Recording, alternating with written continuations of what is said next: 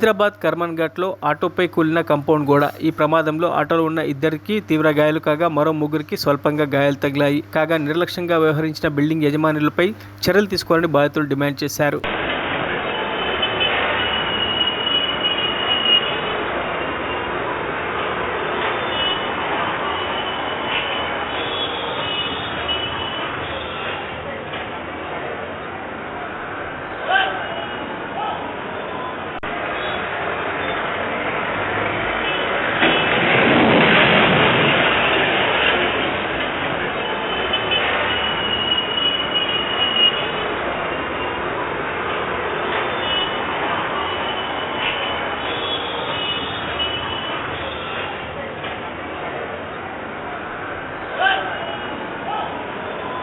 మరిన్ని అప్డేట్స్ కోసం మా ఛానల్ని సబ్స్క్రైబ్ చేయండి.